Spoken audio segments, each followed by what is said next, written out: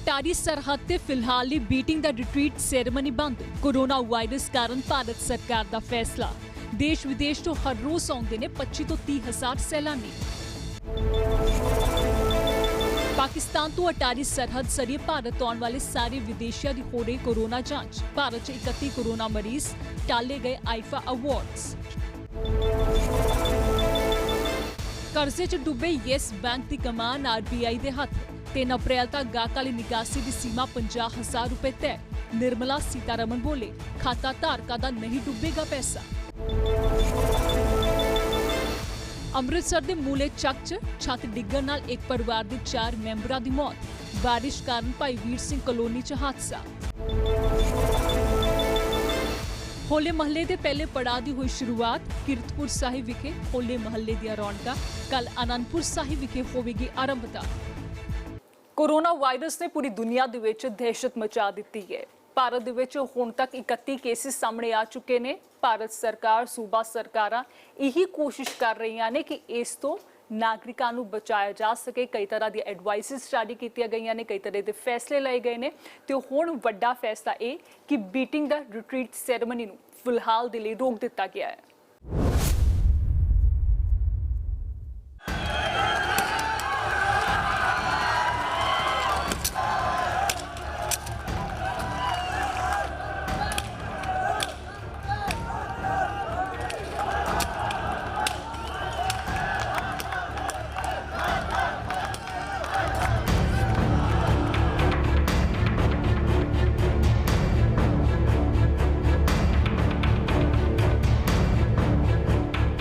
अटारी सरहद ते कल तो नहीं होगी बीटिंग द रिट्रीट सैरेमनी।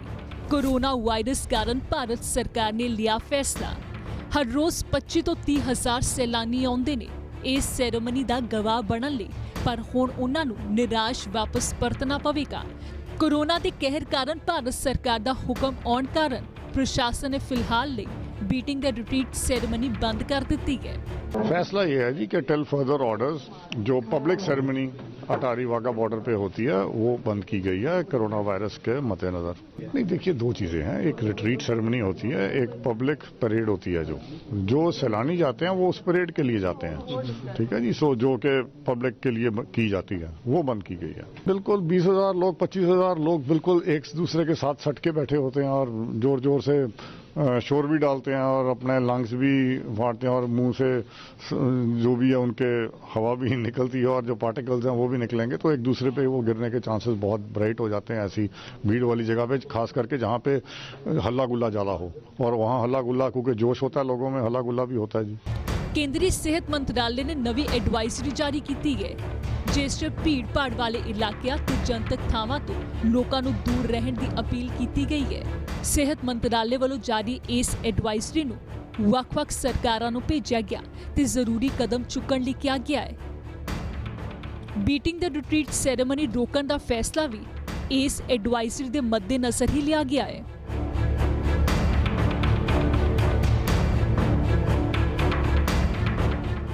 उन्नीस सौ 14-15 अगस्त की रात देश की वंड हुई।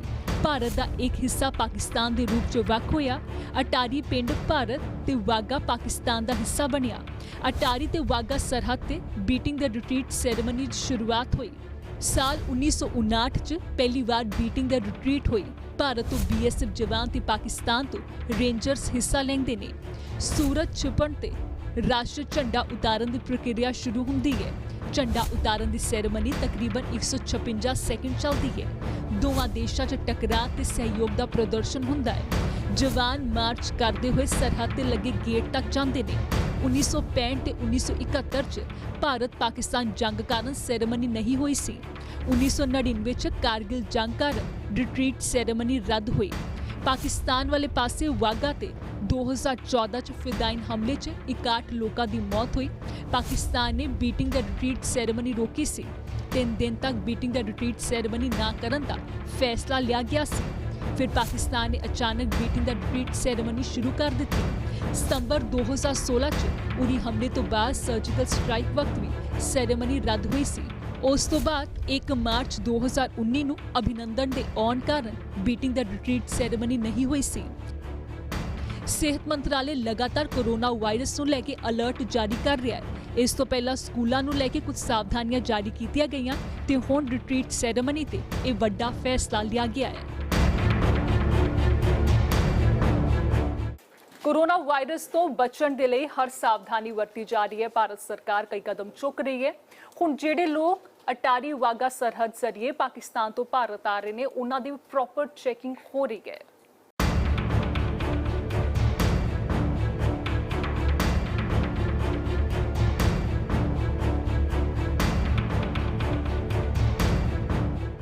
ਅਸੀਂ ਦੇਸ਼ਾਂ 'ਚ ਦਸਤਕ ਦੇਣ ਵਾਲੇ ਕੋਰੋਨਾ ਵਾਇਰਸ ਤੋਂ ਬਚਣ ਦੇ ਲਈ ਭਾਰਤ ਹਰ ਸੰਭਵ ਕੋਸ਼ਿਸ਼ ਕਰ ਰਿਹਾ ਹੈ। ਵਾਇਰਸ ਨੂੰ ਦੇਖਦੇ ਹੋਏ ਭਾਰਤ ਸਰਕਾਰ ਨੇ ਅਟਾਰੀ ਵਾਗਾ ਤੇ ਹੋਣ ਵਾਲੀ ਰੀਟਰੀਟ ਸੈਰੇਮਨੀ ਨੂੰ 7 ਮਾਰਚ ਤੋਂ ਬੰਦ ਕਰਨ ਦਾ ਫੈਸਲਾ ਲਿਆ। ਤੱਥ ਦਿੱਤਾ ਗਿਆ, ਰੀਟਰੀਟ ਸੈਰੇਮਨੀ ਮੌਕੇ ਹਜ਼ਾਰਾਂ ਦੀ ਗਿਣਤੀ 'ਚ ਲੋਕ ਪਹੁੰਚਦੇ ਨੇ ਅਤੇ ਲੋਕਾਂ ਦੀ ਸੁਰੱਖਿਆ ਨੂੰ ਦੇਖਦੇ ਹੋਏ ਅਜਿਹਾ ਕਦਮ ਚੁੱਕਿਆ ਗਿਆ ਅਤੇ ਅਗਲੇ ਹੁਕਮਾਂ ਤੱਕ ਰੀਟਰੀਟ ਸੈਰੇਮਨੀ ਬੰਦ ਕਰ ਦਿੱਤੀ ਗਈ ਹੈ। ये है जी कि टिल फर्दर ऑर्डर्स जो public ceremony Attari Wagah border पे होती है वो बंद की गई है कोरोना वायरस के मद्देनजर। ये दो चीज़ें हैं, एक रिट्रीट सेरेमनी होती है, एक पब्लिक परेड होती है। जो सैलानी जाते हैं वो उस परेड के लिए जाते हैं, ठीक है जी। सो जो कि पब्लिक के लिए की जाती है जी। बिल्कुल 20,000 लोग 25,000 लोग बिल्कुल एक दूसरे के साथ सट के बैठे होते हैं और जोर जोर से शोर भी डालते हैं और अपने लंग्स भी फाड़ते हैं और मुंह से जो भी है उनके हवा भी निकलती है और जो पार्टिकल्स हैं वो भी निकलेंगे, तो एक दूसरे पे वो गिरने के चांसेस बहुत ब्राइट हो जाते हैं ऐसी भीड़ वाली जगह पे, खास करके जहाँ पे हल्ला गुल्ला ज़्यादा हो। और वहाँ हल्ला गुल्ला क्योंकि जोश होता है लोगों में, हल्ला गुल्ला भी होता है जी। ਇਹ ਤਸਵੀਰਾਂ ਅਟਾਰੀ ਸਰਹੱਦ ਦੀਆਂ ਨੇ। ਪਾਕਿਸਤਾਨ ਵੱਲੋਂ ਭਾਰਤ ਆਉਣ ਵਾਲੇ ਯਾਤਰੀਆਂ ਦੀ ਸਕੈਨਿੰਗ ਕੀਤੀ ਜਾ ਰਹੀ ਹੈ। ਇੱਕ ਪਾਸੇ ਜਿੱਥੇ ਦੇਸ਼ ਦੇ तमाम 에ਅਰਪੋਰਟ ਤੇ ਵੱਖ-ਵੱਖ ਦੇਸ਼ਾਂ ਤੋਂ ਆਉਣ ਵਾਲੇ ਯਾਤਰੀਆਂ ਦੀ ਹੈਲਥ ਟੀਮਾਂ ਵੱਲੋਂ ਜਾਂਚ ਕੀਤੀ ਜਾ ਰਹੀ ਹੈ, ਉੱਥੇ ਹੀ ਅਟਾਰੀ ਸਰਹੱਦ ਤੇ ICP ਵਿੱਚ ਵੀ ਹੈਲਥ ਟੀਮਾਂ ਵੱਲੋਂ ਬਕਾਇਦਾ ਤੌਰ ਤੇ ਜਾਂਚ ਕੀਤੀ ਜਾ ਰਹੀ ਹੈ ਤਾਂ ਜੋ ਕੋਈ ਵੀ ਕੋਰੋਨਾ ਵਾਇਰਸ ਤੋਂ ਪੀੜਤ ਸ਼ੱਕੀ ਮਰੀਜ਼ ਭਾਰਤ ਵਿੱਚ ਬਿਨਾਂ ਜਾਂਚ ਤੋਂ ਦਾਖਲ ਨਾ ਹੋ ਸਕੇ। ਇਸ ਦੇ ਲਈ ਵੀਰਵਾਰ ਤੋਂ ਹੀ ਟੀਮਾਂ ਤਾਇਨਾਤ ਕਰ ਦਿੱਤੀਆਂ ਗਈਆਂ ਸਨ ਜੋ ਪਾਕਿਸਤਾਨ ਤੋਂ ਆਉਣ ਵਾਲੇ ਯਾਤਰੀਆਂ ਦੀ ਜਾਂਚ ਕਰ ਰਹੀਆਂ ਨੇ। ਪੂਰਨ ਜਾਂਚ ਤੋਂ ਬਾਅਦ ਹੀ ਪਾਕਿਸਤਾਨੀ ਯਾਤਰੀਆਂ ਨੂੰ ਭਾਰਤ ਵਿੱਚ ਆਉਣ ਦੀ ਇਜਾਜ਼ਤ ਦਿੱਤੀ ਜਾਂਦੀ ਹੈ। मैं हूँ पाकिस्तानी, मगर मेरी मैरिज यहाँ इंडिया में हुई हुई है, मलेरकोटले में। और मुझे इस चीज़ की बहुत खुशी है कि यहाँ पे इस तरह चेक किया जा रहा है। इससे हम लोग भी बेफिक्र हो जाएंगे कि हमें कुछ है नहीं, क्योंकि आजकल ये बहुत फैल रहा है और इसकी रोकथाम होनी ज़रूरी है। जी बिल्कुल, मैं कराची से आई हूँ। नहीं, जब मैं यहाँ से गई थी तब ये इतना नहीं था, यहाँ पे कुछ इस तरह का नहीं था। वापसी में ये हुआ है और इसी वजह से मैं जल्दी भी आई हूँ। जांच तो करते ही हैं आप, अपने मुल्क है हमारा, कोई वायरस ना आ जाए इसकी तो जांच होनी चाहिए। जांच आप जांच कर रहे हो, ठीक कर रहे हैं, जांच तो सही होनी चाहिए ना। लेकिन जहाँ जिस इलाके से हम आए वहाँ पर कोई ऐसी बात नहीं। ਅਟਾਰੀ ਸਰਹੱਦ ਤੇ ਹਾਲੇ ਤੱਕ ਕੋਈ ਵੀ ਯਾਤਰੀ ਕੋਰੋਨਾ ਵਾਇਰਸ ਦੇ ਨਾਲ ਪੀੜਤ ਨਹੀਂ ਪਾਇਆ ਗਿਆ। ਫਿਰ ਵੀ ਜੇਕਰ ਕੋਈ ਯਾਤਰੀ ਇਸ ਵਾਇਰਸ ਤੋਂ ਪੀੜਤ ਪਾਇਆ ਜਾਂਦਾ ਹੈ ਤਾਂ ਉਸ ਨੂੰ ਤੁਰੰਤ ਅੰਮ੍ਰਿਤਸਰ ਦੇ ਗੁਰੂ ਨਾਨਕ ਹਸਪਤਾਲ ਅਤੇ ਸਿਵਲ ਹਸਪਤਾਲ ਵਿੱਚ ਬਣਾਏ ਗਏ ਆਈਸੋਲੇਸ਼ਨ ਵਾਰਡ ਦੇ ਵਿੱਚ ਸ਼ਿਫਟ ਕੀਤਾ ਜਾਵੇਗਾ ਅਤੇ ਬਾਕਾਇਦਾ ਤੌਰ ਤੇ ਸਾਰੇ ਟੈਸਟ ਤੋਂ ਬਾਅਦ ਉਸ ਦਾ ਇਲਾਜ ਵੀ ਸ਼ੁਰੂ ਹੋਵੇਗਾ। ਇਹ ਹੈਗਾ ਕਿ ਜਿਹੜੇ ਮੁੱਢਲੇ ਲੱਛਣ ਆ ਮਰੀਜ਼ ਦੇ, ਅਸੀਂ ਉਹਨਾਂ ਦੀ ਜਾਂਚ ਕਰਦੇ ਹਾਂ। ਖਾਂਸੀ, ਜ਼ੁਕਾਮ, ਬੁਖਾਰ, ਫਿਰ ਉਹਦੀ ਟਰੈਵਲ ਹਿਸਟਰੀ ਵੇਖੀ ਜਾਂਦੀ ਹੈ ਕਿ ਪਿਛਲੇ 28 ਦਿਨਾਂ ਤੋਂ ਉਹਨੇ ਕਿਹੜੇ ਕੰਟਰੀਜ਼ ਟਰੈਵਲ ਕੀਤਾ। ਕਿਉਂਕਿ ਜਿਸ ਤਰ੍ਹਾਂ ਹੁਣ ਅਮਰੀਕਾ ਤੋਂ, ਕੈਨੇਡਾ ਤੋਂ ਵੀ ਆ ਲੋਕ ਜਿਹੜੇ ਆਉਂਦੇ ਦਰਸ਼ਨ ਕਰਨ ਲਈ ਪਾਕਿਸਤਾਨ ਜਾਂਦੇ ਆ, ਫਿਰ ਉਹਨਾਂ ਦੀ ਟਰੈਵਲ ਹਿਸਟਰੀ ਦੇਖੀ ਜਾਂਦੀ ਕਿਉਂਕਿ ਉਹ ਹੋਰ ਕਿੱਥੇ ਹੋ ਕੇ ਆਏ ਆ। ਉਹਦੀ ਸਾਰੀ ਜਾਂਚ ਲਿਖਿਆ ਜਾਂਦਾ, ਦੇਖਿਆ ਜਾਂਦਾ ਕਿੱਥੋਂ ਕੀਤਾ। ਉਹਦੇ ਹਿਸਾਬ ਨਾਲ ਉਹਨਾਂ ਦੇ ਲੱਛਣ ਦੇਖੇ ਜਾਂਦੇ ਨੇ ਕਿ ਉਹਨੂੰ ਕੋਈ ਮੁੱਢਲੇ ਲੱਛਣ ਤਾਂ ਨਹੀਂ ਹੈਗੇ ਕੋਰੋਨਾ ਵਾਇਰਸ ਦੇ। ਉਹਦੀ ਅਸੀਂ ਜਾਂਚ ਕਰਕੇ ਫਿਰ ਉਹਨਾਂ ਨੂੰ ਅਸੀਂ ਦੁਬਾਰਾ ਐਂਟਰ ਕਰਨ ਦਿੰਦੇ ਹਾਂ। ਕਿ ਇਨਫਰਾਰੈਡ ਥਰਮਾਮੀਟਰ ਹੈ, ਉਹਦੇ ਨਾਲ ਟੈਂਪਰੇਚਰ ਦਾ ਉਸੇ ਵੇਲੇ ਪਤਾ ਲੱਗ ਜਾਂਦਾ ਜੇ ਮਰੀਜ਼ ਦਾ ਕਿੰਨਾ ਟੈਂਪਰੇਚਰ ਹੈਗਾ। ਬੁਖਾਰ ਹੋਏਗਾ, ਉਹਨੂੰ ਖਾਂਸੀ ਜ਼ੁਕਾਮ ਦੇਖ ਸਕਦੇ ਹਾਂ ਆਪਾਂ ਜੇ ਉਹਨੂੰ ਫਲੂ ਦੇ ਲੱਛਣ ਹੈਗੇ ਨੇ। ਅਤੇ ਨਾਲ ਆ ਪਲਸ ਆਕਸੀਮੀਟਰ ਹੈ, ਇੱਥੋਂ ਉਹਦੀ ਸਾਹ ਦੀ ਜਾਂਚ ਦਾ ਪਤਾ ਲੱਗ ਜਾਂਦਾ ਕਿ ਉਹਦੀ ਆਕਸੀਜਨ ਦਾ ਲੈਵਲ ਕਿੰਨਾ। ਇਹ ਬਲੱਡ ਪ੍ਰੈਸ਼ਰ ਮੇਜਰ ਕੀਤਾ ਜਾਂਦਾ ਉਹਦਾ ਕਿ ਉਹਨੂੰ ਕੋਈ ਹੋਰ ਮੁਸ਼ਕਲ ਤਾਂ ਨਹੀਂ ਹੈਗੀ। ਸਾਹ ਤੋਂ ਜਦੋਂ ਉਹਦਾ ਜੇ ਸਾਹ ਚੜ੍ਹਦਾ ਮਰੀਜ਼ ਨੂੰ ਜਾਂ ਜ਼ਿਆਦਾ ਖਾਂਸੀ ਜ਼ੁਕਾਮ ਹੈਗਾ ਤਾਂ ਫਿਰ ਉੱਥੋਂ ਸਾਨੂੰ ਪਤਾ ਲੱਗ ਜਾਂਦਾ ਕਿ ਇਹਨੂੰ ਕੋਈ ਮੁੱਢਲੇ ਲੱਛਣ ਹੈਗੇ ਕਿ ਨਹੀਂ ਹੈਗੇ। ਉਹਦੇ ਹਿਸਾਬ ਨਾਲ ਫਿਰ ਉਹਨੂੰ ਅੱਗੇ ਫਰਦਰ ਇਵੈਲੂਏਟ ਕੀਤਾ ਜਾਂਦਾ। ਭਾਰਤ ਵਿੱਚ ਕੋਰੋਨਾ ਵਾਇਰਸ ਦੇ ਸੰਕਰਮਣ ਦਾ ਮਾਮਲਾ 31 ਹੋ ਗਿਆ। ਦਿੱਲੀ 'ਚ ਸ਼ੁੱਕਰਵਾਰ ਨੂੰ ਇੱਕ ਹੋਰ ਮਰੀਜ਼ ਦੇ ਇਸ ਵਾਇਰਸ ਦੇ ਨਾਲ ਪੀੜਤ ਹੋਣ ਦੀ ਪੁਸ਼ਟੀ ਕੀਤੀ ਗਈ। ਇੱਕ ਛੋਟੇ ਜਿਹੇ ਬ੍ਰੇਕ ਲਈ ਰੁਕਦੇ ਹਾਂ। ਬ੍ਰੇਕ ਤੋਂ ਬਾਅਦ ਤੁਹਾਨੂੰ ਦੱਸਾਂਗੇ ਕਰਜ਼ੇ 'ਚ ਡੁੱਬ ਰਹੇ ਯੈਸ ਬੈਂਕ ਦੀ ਪੂਰੀ ਕਹਾਣੀ, ਕੀ ਕੁਝ ਫੈਸਲੇ ਲਏ ਗਏ ਨੇ ਤੇ ਇਸ ਦਾ ਖਾਤਾ ਧਾਰਕਾਂ ਤੇ ਕੀ ਕੁਝ ਅਸਰ ਰਹਿਣ ਵਾਲਾ ਹੈ। ਬ੍ਰੇਕ ਤੋਂ ਬਾਅਦ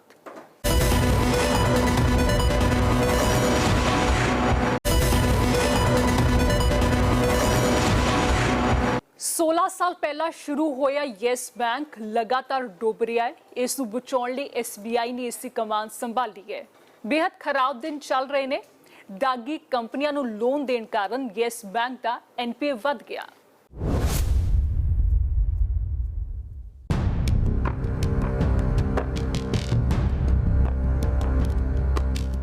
ਨਿੱਜੀ ਸੈਕਟਰ ਦਾ ਯੈਸ ਬੈਂਕ ਕਦੀ ਨਿਵੇਸ਼ਕਾਂ ਦਾ ਸਭ ਤੋਂ ਪਸੰਦੀਦਾ ਹੋਇਆ ਕਰਦਾ ਸੀ ਤੇ ਉਸ ਦੇ ਸ਼ੇਅਰ ਆਸਮਾਨ ਛੂਇਆ ਕਰਦੇ ਸੀ।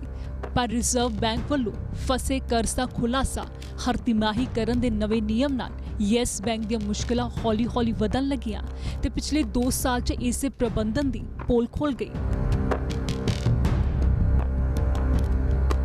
ਰਿਜ਼ਰਵ ਬੈਂਕ ਦੀ ਪੈਣੀ ਨਜ਼ਰ ਕਾਫੀ ਸਮੇਂ ਤੋਂ ਇਸ ਤੇ ਬਣੀ ਹੋਈ ਸੀ ਤੇ ਵੀਰਵਾਰ ਦੇਸ਼ ਦੇ ਚੌਥੇ ਸਭ ਤੋਂ ਵੱਡੇ ਪ੍ਰਾਈਵੇਟ ਬੈਂਕ ਯੈਸ ਬੈਂਕ ਦਾ ਕੰਮਕਾਜ RBI ਨੇ ਆਪਣੇ ਹੱਥ ਦੇ ਵਿੱਚ ਲੈ ਲਿਆ।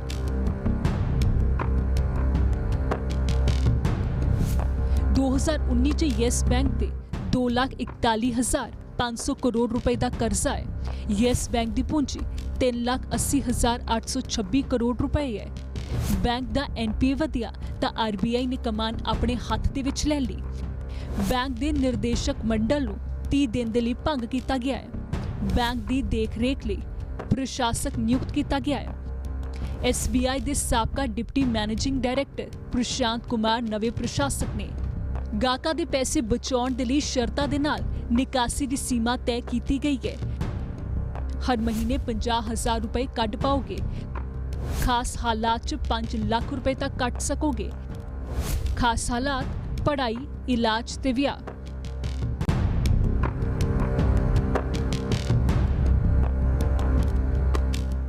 ਹੁਣ ਤੁਹਾਨੂੰ ਦੱਸਦੇ ਆ ਕਿ ਆਖਰ RBI ਨੇ ਐਕਸ਼ਨ ਕਿਉਂ ਲਿਆ ਤਾਂ ਕਿ ਯੈਸ ਬੈਂਕ ਦੇ ਵਿੱਤੀ ਹਾਲਾਤ ਸੁਧਰਨ, ਖਾਤਾ ਧਾਰਕਾਂ ਦਾ ਪੈਸਾ ਸੁਰੱਖਿਅਤ ਰਹੇ।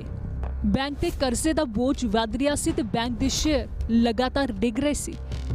ਗਾਹਕਾਂ ਨੂੰ ਆਪਣੇ ਪੈਸੇ ਦੀ ਚਿੰਤਾ ਹੋ ਰਹੀ ਸੀ। 2018 ਤੋਂ RBI ਨੂੰ ਲੱਗ ਰਿਹਾ ਸੀ ਕਿ ਬੈਂਕ ਆਪਣੇ NPA ਤੇ ਬੈਲੈਂਸ ਸ਼ੀਟ 'ਚ ਗੜਬੜੀ ਕਰ ਰਿਹਾ ਹੈ। ਇਸ ਤੋਂ ਬਾਅਦ RBI ਦੇ ਦਬਾਅ 'ਚ ਯੈਸ ਬੈਂਕ ਦੇ ਚੇਅਰਮੈਨ ਰਾਣਾ ਕਪੂਰ ਨੂੰ ਅਹੁਦਾ ਛੱਡਣਾ ਪਿਆ। ਯੈਸ ਬੈਂਕ ਨੂੰ ਲੈ ਕੇ ਕਾਂਗਰਸ ਦੇ ਸਾਬਕਾ ਪ੍ਰਧਾਨ ਤੇ ਵਾਇਨਾਡ ਤੋਂ ਸਾਂਸਦ ਰਾਹੁਲ ਗਾਂਧੀ ਨੇ ਟਵੀਟ ਕਰ ਸਿੱਧੇ ਮੋਦੀ ਸਰਕਾਰ ਤੇ ਨਿਸ਼ਾਨਾ ਸਾਧਿਆ ਹੈ। ਰਾਹੁਲ ਗਾਂਧੀ ਨੇ ਕਿਹਾ ਕਿ ਪ੍ਰਧਾਨ ਮੰਤਰੀ ਨਰਿੰਦਰ ਮੋਦੀ ਤੇ ਉਹਨਾਂ ਦੇ ਆਈਡੀਆ ਨੇ ਭਾਰਤ ਦੀ ਇਕਨੋਮੀ ਨੂੰ ਬਰਬਾਦ ਕਰ ਦਿੱਤਾ ਹੈ। ਵਿੱਤ ਮੰਤਰੀ निर्मला सीतारमण ने जवाब दिता, सुधार करने का मेहनत हो रही है और उस मेहनत के कारण आज सुधार भी हो रही है। इसीलिए ऑपोजिशन इस विषय में खुद पढ़ करके बात करने का कोई अधिकार नहीं है।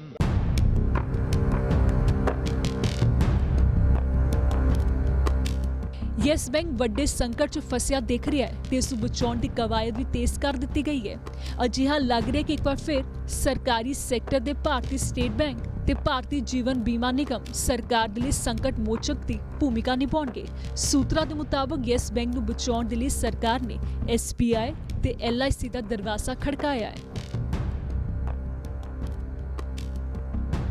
RBI ਨੇ ਯੈਸ ਬੈਂਕ ਤੇ ਕਈ ਤਰ੍ਹਾਂ ਦੀਆਂ ਪਾਬੰਦੀਆਂ ਲਗਾਈਆਂ ਨੇ। ਉਹ ਲੋਕ ਪਰੇਸ਼ਾਨ ਨੇ ਜਿਨ੍ਹਾਂ ਨੇ ਆਪਣਾ ਪੈਸਾ ਇਸ ਬੈਂਕ ਦੇ ਵਿੱਚ ਜਮ੍ਹਾਂ ਕਰਵਾਇਆ ਹੈ।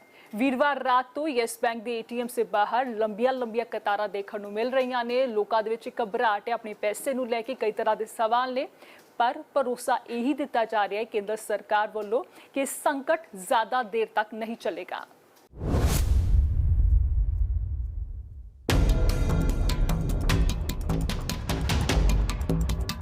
अनसिक्योर्ड हो गया काम, सारे डिपॉजिट रहते पे ने। सारी सैलरी थी वो उसी अकाउंट में थी जो मैं सेव करती थी। मेरे पास 1 रुपया भी नहीं। एक गवर्नमेंट है मेरे को सुनते पे हो आज कुछ का निकल कुछ का। RBI ने ਯੈਸ ਬੈਂਕ ਤੇ ਸਖਤੀ ਵਰਤਦੇ ਹੋਏ 50,000 ਰੁਪਏ ਵਿਡਰੋ ਯਾਨੀ ਕਿ ਨਿਕਾਸੀ ਦੀ ਸਮਾਂ ਸੀਮਾ ਤੈਅ ਕੀਤੀ ਹੈ। RBI ਦਾ ਇਹ ਹੁਕਮ ਅਗਲੇ 1 ਮਹੀਨੇ ਲਈ ਹੈ। ਦੇਸ਼ ਭਰ ਦੇ ਯੈਸ ਬੈਂਕ ਗਾਹਕਾਂ 'ਚ ਡਰ ਕਾਇਮ ਹੈ ਤੇ ਵੀਰਵਾਰ ਰਾਤ ਤੋਂ ਯੈਸ ਬੈਂਕ ਦੇ ਏਟੀਐਮ 'ਚ ਗਾਹਕਾਂ ਦੀਆਂ ਲੰਬੀਆਂ ਕਤਾਰਾਂ ਵਿਖੀਆਂ। ਚੰਡੀਗੜ੍ਹ 'ਚ ਵੀ ਇਹੀ ਹਾਲ ਸੀ। खाता धारक घबराए हुए सन। एज ए कस्टमर यही है जी, मतलब you little bit you feel के भी अनसिक्योर्ड हो गया काम साडा, सारे डिपॉजिट इत्थे पे ने और पे ने, जस्ट किसी वेले कोई चीज़ दी वैसे सानू कोई मतलब कि जान वास्ते करने वास्ते कहीं लोड़ हैगी है पैसे दी, we can not withdraw more than 50,000 मतलब असीं कढ नहीं सकते अकाउंट चों। किस चीज़ दा हाउ किस तरह मतलब कि RBI मतलब पीपल टेक इट मतलब कि लाइक दैट। कितना पुराना अकाउंट है? मेरा जी इतने हो गए यस बैंक के अंदर 4-5 साल हो गए अकाउंट में हो गए। मेरे सारे डिपॉजिट इतने पे ने रफली अराउंड 15 to 20 लैक्स मतलब इतने अमाउंट पे ही है। तो वो मतलब कि हुण मतलब 50,000 नाल मतलब किसी वेले मैंने लोड हैगी है तो वो किस तरह मतलब बिकॉज आज का अकाउंट खोला गया, इट वॉज जस्ट हमारे घर के बिल्कुल पास में थी ब्रांच खुली थी 27 सेक्टर में, वहाँ हमने अकाउंट खोला। तो ये मैं 28 सेक्टर में रहता हूँ तो इसलिए मतलब खोला गया। अब आज सवेरे मतलब यहाँ मतलब दिया इन्होंने स्टिपुलेशन कर दीजिए 1 महीने के अंदर 50,000 से ज़्यादा नहीं निकाल सकते। आगे फ्यूचर में इसका 1 महीने के बाद क्या करेंगे, क्या अनाउंसमेंट आएगी क्या नहीं आएगी, ये सिस्टम है इस मोदी गवर्नमेंट का अभी तक नहीं मतलब समझ में आ रहा ये सारा क्या हो रहा है क्या नहीं हो रहा। मतलब इतनी नर्वस हूँ मैं, समझ नहीं आ रहा। जो मेरी सारी सैलरी थी वो उसी अकाउंट में थी जो मैं सेव करती थी और मेरे पास 1 रुपया भी नहीं है। ऑब्वियसली इनसिक्योर हूँ, मेरे पास कुछ भी नहीं है। जो मेरा जितना भी मेरा जो डिपॉजिट था मैं सारा वहीं करती थी। इनफैक्ट मैंने अपने डिपॉजिट स्प्लिट भी नहीं किए हुए जगह जगह। मतलब इतना ट्रस्ट था मुझे इस बैंक पे और सडनली ये न्यूज़ सुनने को मिल रही है तो मतलब आपके पैरों के नीचे से ज़मीन खिसक जाती है। ਹਰਬੰਸ ਸਿੰਘ ਜੀ, ਤੁਸੀਂ ਕਿੰਨਾ ਪੁਰਾਣਾ ਅਕਾਊਂਟ ਹੈ ਤੁਹਾਡਾ ਇਸ ਬੈਂਕ ਦੇ ਵਿੱਚ? 4-5 ਸਾਲ ਤੋਂ ਜੀ। ਜਿਸ ਤਰੀਕੇ ਦੇ ਨਾਲ ਰਾਤੀ ਫੈਸਲਾ ਆਇਆ ਇਹਨੂੰ ਤੁਸੀਂ ਕਿਸ ਤਰ੍ਹਾਂ ਦੇਖਦੇ ਹੋ ਔਰ ਤੁਹਾਨੂੰ ਲੱਗਦਾ ਹੈ ਕਿ ਹੁਣ ਤੁਹਾਡਾ ਅਕਾਊਂਟ 'ਚ ਜਿਹੜਾ ਪੈਸਾ ਪਿਆ ਉਹ ਸਿਕਿਉਰ ਹੈ ਜਾਂ ਨਹੀਂ? ਨਹੀਂ ਲੱਗਦਾ, ਬਿਲਕੁਲ ਨਹੀਂ। ਜਿਸ ਤਰ੍ਹਾਂ ਸ਼ੇਡ ਉੱਭਰ ਰਹੇ ਸੀ ਇਹਨਾਂ ਦੇ, ਲੇਕਿਨ ਅਸੀਂ ਗਵਰਨਮੈਂਟ ਤੇ ਵਿਸ਼ਵਾਸ ਕਰਦੇ ਹਾਂ ਵੀ ਕੁਛ ਨਾ ਕੁਛ ਰਾਹਤ ਜ਼ਰੂਰ ਮਿਲੇਗੀ। ਇੱਕ ਮਹੀਨੇ ਦੇ ਵਿੱਚ 50,000 ਰੁਪਏ ਤੁਸੀਂ ਵਿਡਰਾਅ ਕਰ ਸਕਦੇ ਹੋ, ਉਸ ਤੋਂ ਬਾਅਦ ਹਜੇ ਵਿਡਰਾਅ ਨਹੀਂ ਕਰ ਸਕਦੇ। ਇਸ ਫੈਸਲੇ ਨੂੰ ਤੁਸੀਂ ਕਿਸ ਤਰ੍ਹਾਂ ਦੇਖਦੇ ਹੋ? ਬਿਲਕੁਲ ਗਲਤ ਹੈ ਜੀ। ਡੇਲੀ ਦੀ ਰੂਟੀਨ ਦੀ ਜੋ ਜ਼ਰੂਰਤਾਂ ਹੈਗੀਆਂ ਬੰਦੇ ਦੀਆਂ ਤਾਂ ਬੈਂਕਾਂ ਤੇ ਨਿਰਭਰ ਕਰਦਾ ATM ਤੇ। ਇਸ ਤੋਂ ਬਾਅਦ ਕਿੱਥੇ ਜਾਵਾਂਗੇ ਅਸੀਂ? ਸਾਡਾ ਅਮਾਉਂਟ ਹੈ, ਸਾਡਾ ਖੁਦ ਸੇਫ ਨਹੀਂ, ਅਸੀਂ ਯੂਜ਼ ਨਹੀਂ ਕਰ ਸਕਦੇ। ਮਾੜਾ ਹੀ ਹੈ, ਚੰਗਾ ਤਾਂ ਨਹੀਂ ਹੈਗਾ ਕੰਮ। ਇਹ ਜੋ ਕੁਝ ਹੋ ਰਿਹਾ ਨਾ ਇਹ ਇੱਕ ਲੀਕ ਪਈ ਹੈ। जिस लीग से गवर्नमेंट चलती है उस लीग से प्राइवेट बैंक चलते पे, बस इन्ना ही कहना चाहूँगा। एक गवर्नमेंट है मेरे को सुनते पे हो, अज कुछ कहती कल कुछ कहेगी। बस अज की 30 दिन बाद कह देगी, फिर 3 दिन बाद होर, फिर 30 दिन बाद होर, बस यही कुछ करूँगी। इधर यस बैंक संकट ते केंद्रीय वित्त मंत्री निर्मला सीतारमन ने खाता धारकों को भरोसा दिता है कि उन्हों का पैसा डुबण नहीं दिता जाएगा। I am in continuous interaction with the RBI. The RBI is fully seized of the matter and has assured that they will give a quick resolution. I want to also assure every depositor that their money shall be safe. Their monies are safe. I want to assure every depositor. I am constantly in touch with Reserve Bank.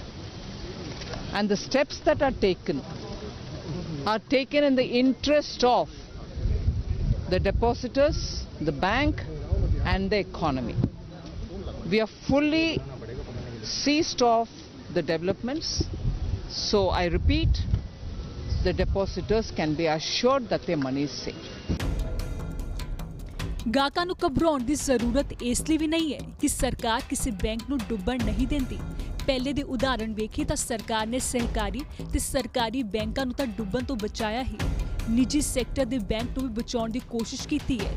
ਇਸ ਤੋਂ ਪਹਿਲਾਂ ਨਿੱਜੀ sector ਦਾ global trust bank ਜਦ ਡੁੱਬਣ ਵਾਲਾ ਸੀ ਤਾਂ ਸਰਕਾਰ ਨੇ ਉਸ ਨੂੰ ਵੀ ਬਚਾਇਆ ਸੀ। 2001 ਦੇ ਕੇਤਨ ਪਾਰੇਖ ਸ਼ੇਅਰ ਘੁਟਾਲੇ ਦੇ ਸਾਹਮਣੇ ਆਉਣ ਤੇ ਰਿਜ਼ਰਵ ਬੈਂਕ ਨੇ ਜਦ GTB ਦੇ ਖਾਤੇ ਦੀ ਜਾਂਚ ਕੀਤੀ ਤਾਂ ਉਸ ਦਾ ਨੈਟ ਵਰਥ ਨੈਗੇਟਿਵ ਪਾਇਆ ਗਿਆ, ਪਰ ਸਰਕਾਰ ਨੇ ਜਮ੍ਹਾਂ ਧਾਰਕਾਂ ਦਾ ਕੋਈ ਨੁਕਸਾਨ ਨਹੀਂ ਹੋਣ ਦਿੱਤਾ ਤੇ ਓਰੀਐਂਟਲ ਬੈਂਕ ਆਫ ਕਾਮਰਸ ਨੇ ਇਸ ਬੈਂਕ ਦਾ ਅਧਿਗ੍ਰਹਿਣ ਕਰ ਲਿਆ। ਰਿਜ਼ਰਵ ਬੈਂਕ ਨੇ ਵੀ ਕਿਹਾ ਕਿ ਗਾਹਕਾਂ ਨੂੰ ਘਬਰਾਉਣ ਦੀ ਜ਼ਰੂਰਤ ਨਹੀਂ ਹੈ, ਅਗਲੇ ਕੁਝ ਦਿਨਾਂ 'ਚ ਬੈਂਕ ਦੇ ਰੀਸਟਰਕਚਰਿੰਗ ਪਲਾਨ ਤੇ ਕੰਮ ਹੋਵੇਗਾ। एक छोटे जो ब्रेक ਲਈ ਰੁਕਦੇ ਹਾਂ। ब्रेक ਤੋਂ ਬਾਅਦ ਤੁਹਾਨੂੰ ਦਿਖਾਵਾਂਗੇ ਹੋਲਾ ਮਹੱਲਾ ਦੀਆਂ ਰੌਣਕਾਂ। ब्रेक ਤੋਂ ਬਾਅਦ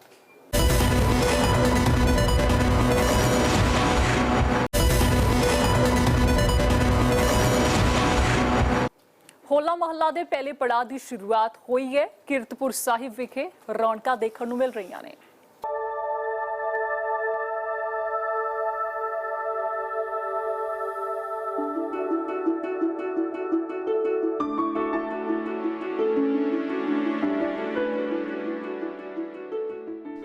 ਖਾਲਸਾਈ ਸ਼ਾਨ ਦੇ ਪ੍ਰਤੀਕ 6 ਦਿਨਾਂ ਕੌਮੀ ਤਿਉਹਾਰ ਹੋਲੇ ਮਹੱਲੇ ਦਾ ਪਹਿਲਾ ਪੜਾਅ ਕੀਰਤਪੁਰ ਸਾਹਿਬ ਵਿਖੇ ਆਰੰਭ ਹੋ ਗਿਆ।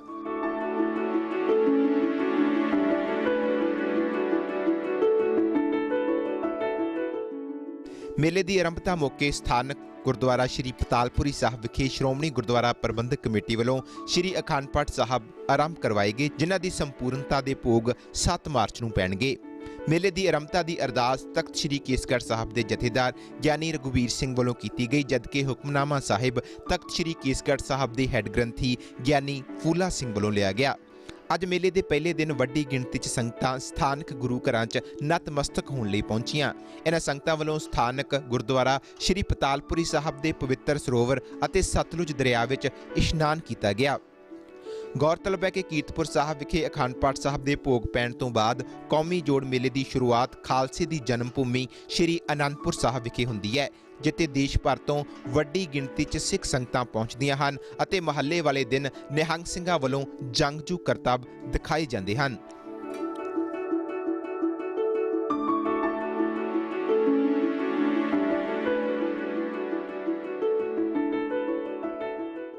ਇਸੇ ਦੇ ਨਾਲ ਫਰੰਟ ਫੁੱਟ ਚਾਰਜ ਦੇ ਲਈ ਇੰਨਾ ਹੀ, ਪਰ ਲੀਡ ਸਟੋਰੀ 'ਚ ਦੇਖਣਾ ਨਾ ਭੁੱਲਣਾ ਕੋਰੋਨਾ ਵਾਇਰਸ ਨੇ ਦੇਸ਼ ਤੇ ਦੁਨੀਆ ਨੂੰ ਕਿਸ ਤਰੀਕੇ ਨਾਲ ਝੰਜੋੜ ਕੇ ਰੱਖ ਦਿੱਤਾ ਹੈ। ਪੂਰੀ ਰਿਪੋਰਟ ਲੀਡ ਸਟੋਰੀ 'ਚ। ਫਿਲਹਾਲ ਮੈਨੂੰ ਦੋ ਇਜਾਜ਼ਤ, ਦੇਸ਼ ਦੁਨੀਆ ਦੇ तमाम ਖਬਰਾਂ ਲਈ ਦੇਖਦੇ ਰਹੋ ABP ਸਾਂਝਾ।